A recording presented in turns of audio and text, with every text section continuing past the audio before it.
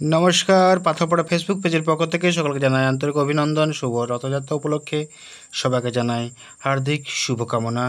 আজকের পূর্ণ লগ্নে গোটা দেশে গড়ালো রথের চাকা, পালিত হচ্ছে পবিত্র রথযাত্রা।